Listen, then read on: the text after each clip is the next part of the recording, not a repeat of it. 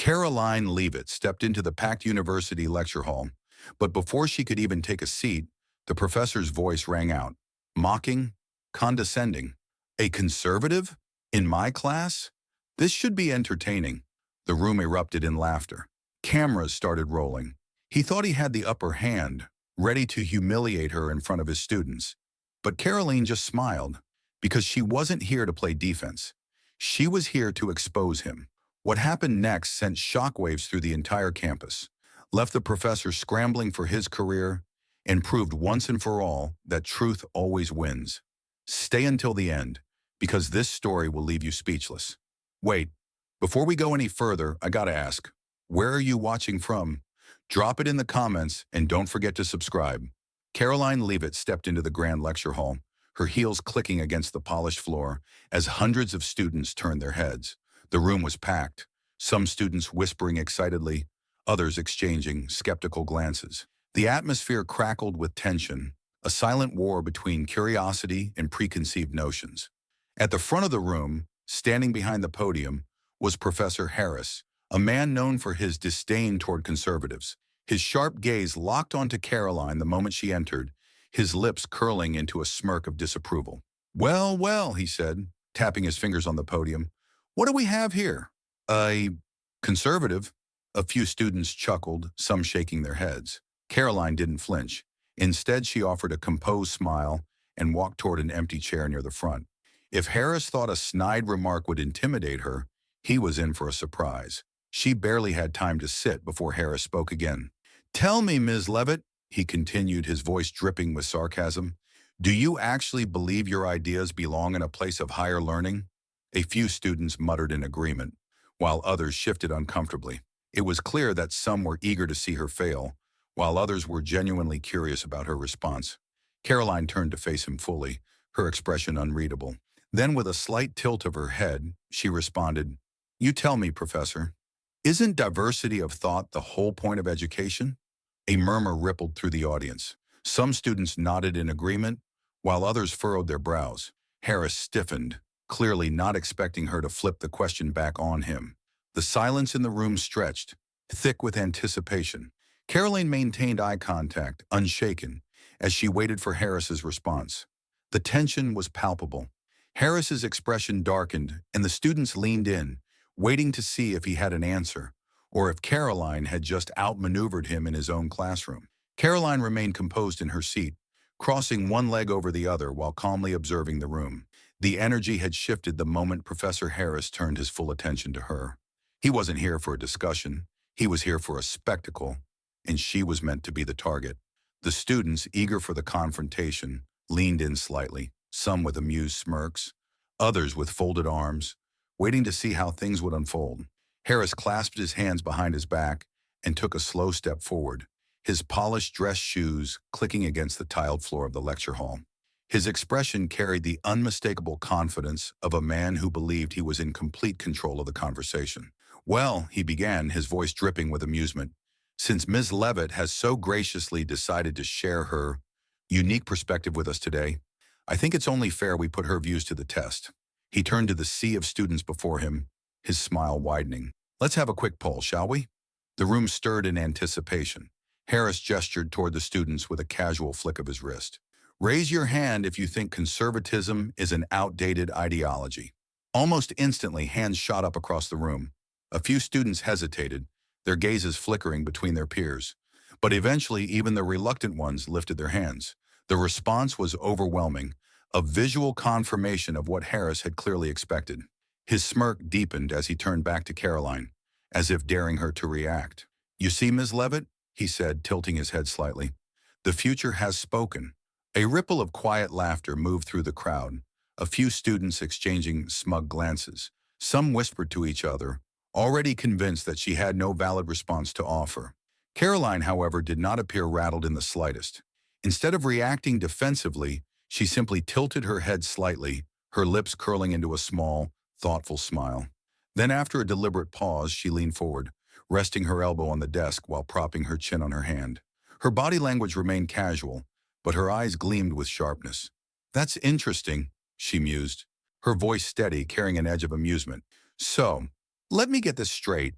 Because the majority of people in this room hold the same opinion, that automatically makes it correct? A shift in the room was almost immediately perceptible. A few students lowered their hands, frowning slightly as they processed what she had just said. Others seemed unfazed, remaining steadfast in their positions. Before anyone could respond, a voice rang out from the back of the room, cutting through the tension. "Why are you even here?" The student, a young man in a hoodie, leaned forward, his arms crossed tightly over his chest. His tone was laced with irritation, his expression a mixture of skepticism and annoyance. "You're on the wrong side of history." Caroline's eyes flickered toward him, studying him with measured patience before she responded. Her tone did not rise in anger nor waver in hesitation. Instead, she posed a simple question, one that landed like a sharp blade in the conversation. "Am I?" she asked, raising an eyebrow. "Or are you just afraid to hear another perspective?" The student opened his mouth as if ready to fire back, but no words came out. He hesitated as if momentarily caught off guard. A few students exchanged quick glances, while others shifted uncomfortably in their seats. The smugness that had filled the room earlier had been punctured, if only slightly. Harris, however, did not seem fazed. Instead, he chuckled under his breath and shook his head in amusement. With a slow, deliberate movement, he clasped his hands together and turned back to face Caroline fully. "Oh, this will be fun," he said, his smirk widening. The battle had officially begun, but the question remained. Was Harris as prepared for it as he thought? Professor Harris paced in front of the class, his expression smug as he prepared his next move. His fingers tapped rhythmically against the podium, his mind clearly set on steering the conversation in a direction where he could dismantle Caroline's arguments in front of the students. His eyes gleamed with amusement as he turned back to her, a knowing smirk settling on his face. "All right, Ms. Leavitt," he said, his voice dripping with mock patience. "Let's get straight to the point. Why do conservatives oppose progress?" A few students chuckled, sensing the trap he was setting. Others leaned forward, eager to hear how Caroline would respond. Harris folded his arms, waiting, fully expecting her to stumble over an answer. Caroline, however, didn't miss a beat. She tilted her head slightly, a slow smile forming on her lips. Instead of answering immediately, she let the question hang in the air for a few seconds, making sure every student in the room was paying attention. Then, with an amused chuckle, she responded, "Define progress." The subtle shift in the atmosphere was immediate. A few students exchanged glances. Some frowned in confusion, while others seemed intrigued by the unexpected response. Harris blinked, caught off guard for a brief moment before quickly recovering. He cleared his throat, raising an eyebrow as if trying to appear unbothered. "Equality," he stated confidently. "Fairness. Rights for all. Basic human decency." A couple of students nodded in agreement, but Caroline remained unfazed. She tapped her nails lightly against the desk, appearing thoughtful before responding. "I support all of those things," she said smoothly. "I just don't think the government should control every part of our lives to get there." A murmur rippled through the lecture hall. Some students who had been quietly observing now leaned in, their expressions shifting from amusement to consideration. A few whispered to each other, processing her words. Harris, on the other hand, looked visibly irritated. His carefully crafted trap hadn't worked the way he planned, and for the first time, he wasn't sure if he had the upper hand anymore. Professor Harris straightened his posture, attempting to maintain the upper hand, but there was a subtle shift in the room's energy. He had spent years controlling the narrative in his lectures, effortlessly dismantling any opposing viewpoints with well-rehearsed arguments. But this time, something was different.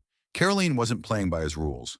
She leaned back slightly in her chair, exuding a quiet confidence that unsettled him. A knowing smile tugged at the corners of her lips as she crossed her arms. "Since we're asking questions, let me ask you something, Professor," she said smoothly. Harris scoffed, tilting his head. "Go ahead," he said, his tone dripping with condescension, as if daring her to try and catch him off guard. Caroline's eyes gleamed. She didn't hesitate. "If free speech is such a fundamental value in higher education, why do conservative speakers keep getting banned from universities?" A ripple of murmurs spread through the lecture hall. Some students nodded, clearly intrigued by the question. Others shifted uncomfortably in their seats, glancing at Harris, waiting for his response. A few even glanced at their phones, already sensing that this moment might be worth recording. Harris's smug expression faltered. His lips parted, but no words came out immediately. He wasn't expecting this. His mind scrambled for a response that wouldn't expose the double standard. That's different, he finally muttered. Caroline didn't give him a second to recover. She leaned forward, her tone light but firm. How? The word cut through the air like a knife. A few students leaned in, eagerly watching the professor's reaction. Even those who had been skeptical of Caroline were now waiting for Harris to explain himself. Harris cleared his throat. Because, he began, grasping for control, many of those so-called conservative speakers don't promote intellectual discussion. They spread misinformation. They incite hate. Caroline arched an eyebrow. Oh? And who decides what qualifies as misinformation or hate? The tension in the room thickened. A few students exchanged glances, clearly realizing the implications of what she was saying. Harris's face reddened slightly. He shifted his stance, adjusting the cuffs of his blazer, stalling for time. It's not about silencing them, he tried again, his voice tighter now. It's about protecting students from harmful rhetoric. Caroline tilted her head. So let me get this straight. When you bring in a leftist speaker, it's education. But when a conservative speaker comes, it's harmful rhetoric? More whispers. A student in the back stifled a laugh. Harris opened his mouth to respond, but found himself hesitating again. He was used to controlling the discussion, not being put on the defensive. His face turned red. He wasn't expecting to be the one under scrutiny. The tension in the lecture hall thickened like a storm cloud. A student in the front row, a young man with dyed blue hair and a defiant expression, shot up from his seat. His chair scraped loudly against the floor, and all eyes shifted toward him. His face was flushed with anger, his hands balled into fists at his sides. "You're just a privileged conservative who doesn't get it," he blurted out, his voice laced with frustration. Caroline remained seated, unshaken by the outburst. She tilted her head slightly, her gaze steady and composed. "So because I have a different perspective, I shouldn't be allowed to speak?" Her voice was calm, controlled, unlike his. The student scoffed, shaking his head as if she had just said something absurd. "You're not here to debate. You're here to push an agenda. People like you," he gestured wildly, "spread hate under the disguise of free speech." A murmur rippled through the crowd. Some students nodded in agreement, while others glanced between Caroline and the professor, intrigued by how she would respond. Caroline's lips curled into a knowing smirk. "You mean different opinions?" She leaned forward, folding her hands on the desk in front of her. "Because last I checked, disagreement isn't hate, it's discussion." The student clenched his jaw, searching for a retort, but the words seemed stuck in his throat. Across the room, Professor Harris had been watching the exchange, his face growing more rigid with every passing second. His grip on the podium tightened. He had expected Caroline to crumble, to fumble over her words, but instead, she was winning over some of the students. Finally, Harris had enough. Bam! His palms slammed down onto the desk with a sharp crack, sending an echo bouncing off the walls. "Enough of this nonsense," he barked, his voice sharp and commanding. The room went silent, tension crackling in the air. Caroline didn't flinch. Instead, she tilted her head slightly, watching the professor with an amused glint in her eye. The students stared in shock. Harris had just lost his composure, and Caroline knew exactly how to use it against him. A low murmur spread through the lecture hall like a rising tide. Students were no longer just passive observers. They had turned into active participants, their voices overlapping in a chaotic symphony of clashing opinions. Some were nodding in agreement with Caroline, while others argued fervently against her. The once unified front of the class was now split down the middle, debating amongst themselves. Professor Harris, still standing at the podium, clenched his jaw. His grip on the lectern tightened, his knuckles turning white. This was not how this was supposed to go. He had expected Caroline to crumble under the weight of intellectual scrutiny, not hold her own, let alone turn some of his students against him. "This is ridiculous," a student near the back scoffed, shaking his head. "Conservatives only care about preserving old systems that oppress people." A girl sitting a few seats away crossed her arms. "That's not true. Isn't the whole point of education to challenge our views? If we shut her down just because we disagree, aren't we doing exactly what we accuse conservatives of doing?" "That's different," another student interjected. Professor Harris cleared his throat, trying to regain control, but the discussion had taken on a life of its own. His carefully curated echo chamber was now a battleground, and Caroline wasn't even the one leading the charge anymore. The students were debating amongst themselves, and for the first time, he was not the center of attention. His face darkened. He needed to put an end to this. Now with an exaggerated sigh, he sneered, "Maybe you'd understand better if you actually had an education." His voice was sharp, cutting through the noise like a blade. The room fell into stunned silence. The implication of his words settled over the students like a heavy weight. Some exchanged uneasy glances. Others looked at him, wide-eyed. Caroline, still seated, tilted her head, a slow smile forming on her lips. Her eyes sparkled, not with anger, but with amusement. "Oh, Professor," she said, her voice dripping with amusement. "You just made a big mistake." The tension in the room thickened. Students shifted in their seats, sensing that something monumental was about to unfold. Harris had lost control, and Caroline was about to make sure he never got it back. A slow, knowing smile spread across Caroline's face as she leaned forward, resting her elbows on the table in front of her. The silence that had settled over the room after Harris's snide remark was thick with anticipation.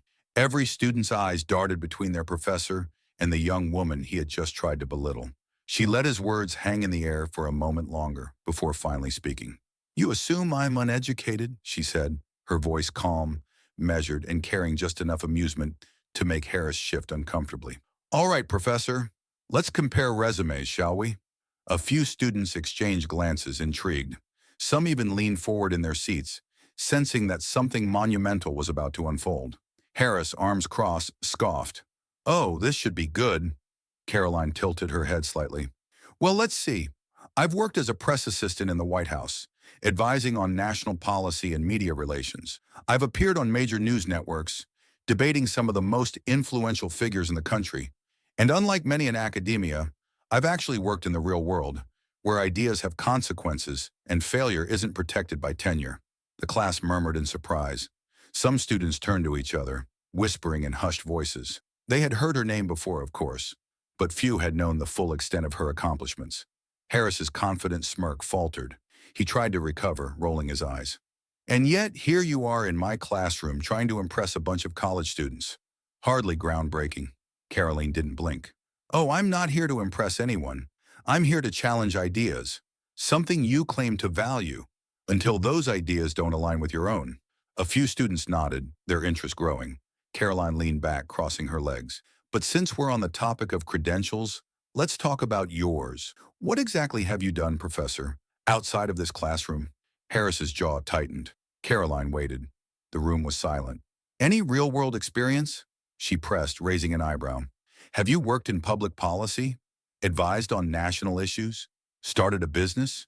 Or have you spent your entire career lecturing from the safety of an institution where you're never challenged?" A single chuckle echoed through the room, then another, then more. Harris's face turned red. He opened his mouth to fire back, but no words came.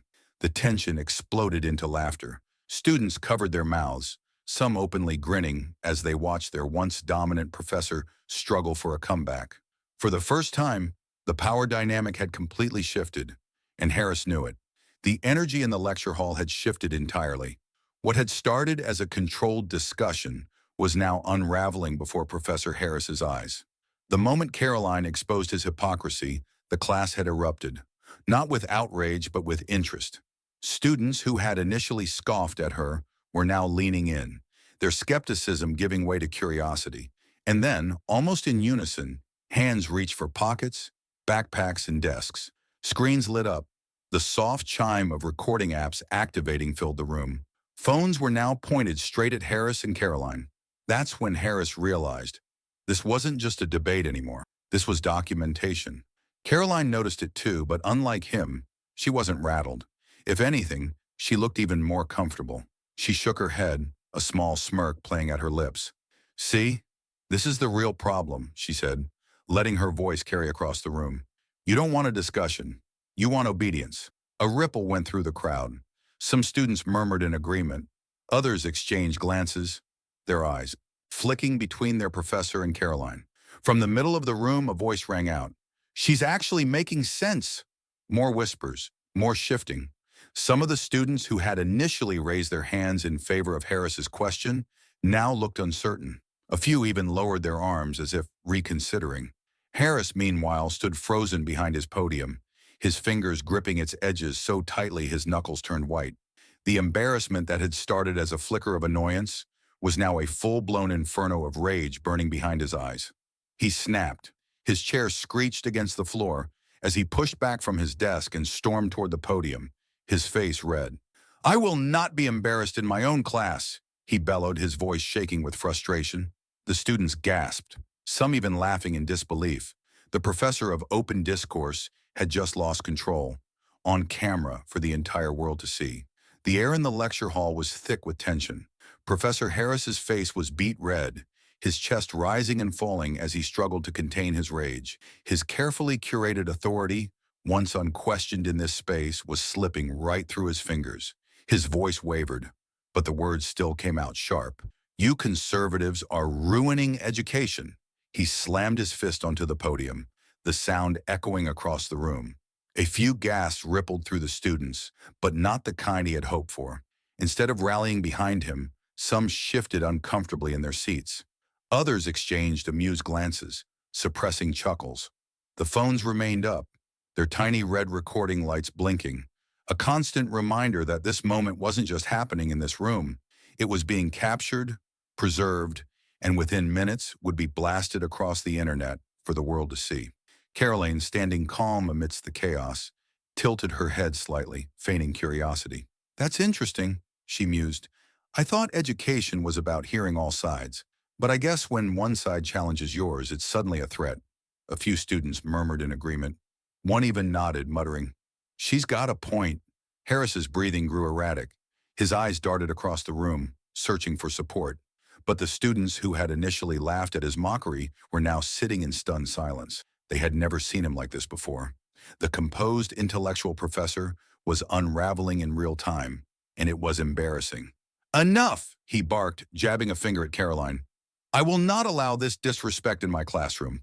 I decide what is acceptable discourse, not some outsider who thinks she can waltz in here and—" The heavy wooden door at the back of the auditorium creaked open. The interruption cut through the professor's outburst like a knife. A faculty member, an older woman in a blazer, stepped inside, her gaze immediately locking onto Harris. Her expression was unreadable, but her posture was stiff, professional, and unyielding. "Professor," she said, her voice firm but quiet, "we need to talk. Now." Harris blinked, his rage momentarily replaced by confusion. A stunned hush fell over the room. Whatever was coming next, it wasn't going to be good for him. The tension in the lecture hall hadn't faded. It had only shifted. Professor Harris stood frozen, his face drained of color as the faculty member's words hung in the air. "We need to talk." The students watched with bated breath. Some whispered, others exchanged knowing glances. The fire in Harris's eyes flickered with something new, uncertainty. He adjusted his tie, his hands slightly trembling, before clearing his throat. We can discuss this after class," he stammered, his voice lacking the authority it once held. The woman didn't blink. "No, Professor. Now." The weight of the word pressed down on him. A bead of sweat trickled down his temple. He cast a desperate glance at the students, hoping for some sort of defense.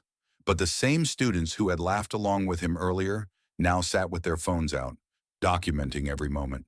Karoline crossed her arms, tilting her head. "Something wrong, Professor? You were quite talkative just a moment ago." A ripple of laughter spread through the audience. Harris shot her a glare, but knew better than to lash out again. He turned sharply on his heel, his shoes clicking against the floor as he walked stiffly toward the exit. The faculty member followed closely behind, her presence an unspoken signal that this was not a casual conversation. As soon as the door shut behind them, the room erupted. Students murmured excitedly, some pulling up social media feeds, others shaking their heads in disbelief. "Did you see how fast he folded?" One student laughed. "I knew he was full of it," another added. Meanwhile, Karoline calmly pulled out her phone. Notifications were flooding in. Her name was already trending. Someone had uploaded the footage minutes ago, and the views were skyrocketing. At that very moment, across campus, the university's dean sat in his office, staring at his computer screen in complete disbelief. The video of Harris's meltdown played on repeat, his face twisted with rage, his voice cracking as he screamed about conservatives ruining education. The dean sighed heavily, rubbing his temples. This was bad. Very bad. His phone buzzed. An email from the university's board of trustees appeared on his screen. Subject: Urgent, Professor Harris investigation. Professor Harris sat in his dimly lit office, his hands gripping the sides of his desk as he stared at his computer screen. His inbox was flooded with emails, some from furious faculty members, others from concerned students, and worse, a few from the university's administration. Subject, immediate suspension. Notice. His breath hitched as he clicked on the email. The words hit him like a sledgehammer. Professor Harris, due to recent events that have drawn national attention, the university has decided to place you on immediate suspension pending a full review. A formal hearing will be scheduled to determine further action. Until then, you are to refrain from any teaching duties and avoid campus grounds. His eyes darted to the comments on social media. The video had spread like wildfire. Fire Professor Harris was trending alongside Charn Free Speech Matters. Students who once looked up to him were now calling him a disgrace. Some were even demanding that the university bring in more conservative voices to balance the ideological bias on campus. A deep, burning rage settled in his chest. How had this happened? He had controlled that classroom for years. He had shaped students' minds, guided their discussions, ensured they followed the right path. But in a matter of minutes, Karoline Leavitt had turned everything upside down. His fingers trembled as he reached for his phone. He needed support, someone who could spin this in his favor. But when he scrolled through his contacts, he hesitated. Who would defend him now? His colleagues were silent. Some had even distanced themselves, not wanting to be dragged down with him. His career was crumbling. His reputation was in shambles. Meanwhile, across town, Karoline sat in a sleek newsroom, a microphone clipped to her blazer as bright lights beamed down on her. She had barely stepped off campus when she had received the call. A major news network wanted an exclusive interview. The anchor, a sharp-looking man in a navy suit, leaned forward with a smile. Karoline, your confrontation with Professor Harris has gone viral. Some are calling you the new face of free speech on college campuses. What do you say to that? She smiled, poised and confident. I say it's about time someone stood up against the hypocrisy. The anchor's smile widened. You might want to check your phone, because your video just hit 10 million views. The camera lights flickered on, illuminating Karoline Leavitt as she sat confidently across from the news anchor. The newsroom was buzzing with energy, producers whispering in hushed tones, screens flashing updates about the viral debate that had taken over the internet. The anchor, a composed man with neatly styled hair and a sharp navy suit, leaned forward with an intrigued smile. Karoline, your confrontation with Professor Harris has sparked national debate. Some say you stood up for free speech. Others claim you disrupted a learning environment. How do you respond? Karoline tilted her head slightly as if amused by the question. Education isn't about comfort. It's about challenge. Universities should be places where different viewpoints are welcomed, not silenced. The anchor nodded. But critics say that professors have the right to run their classrooms how they see fit. Karoline's lips curled into a small smirk. Sure, and students have the right to think for themselves. But that's not what's happening. If a professor can't handle a respectful debate without losing control, maybe they shouldn't be teaching at all. A murmur ran through the production room. The crew members who had remained neutral at the start were now fully invested. The clip was already trending, drawing millions of views by the minute. The anchor's expression shifted slightly, as if realizing the weight of her words. Professor Harris has been suspended pending review. His supporters say he's the victim of cancel culture. Your thoughts? Karoline chuckled softly, shaking her head. It's funny how the same people who preach about tolerance suddenly play the victim when they're held accountable. Harris wasn't canceled. He was exposed. The camera zoomed in as she delivered her final words. If you need to silence people to win an argument, you already lost. The newsroom fell silent. The anchor, clearly impressed, finally broke the moment with a grin. Karoline, before we wrap up, you might want to check your phone. She raised a brow. Why's that? The anchor's smile widened as a producer handed him an update. Because your video just hit 10 million views.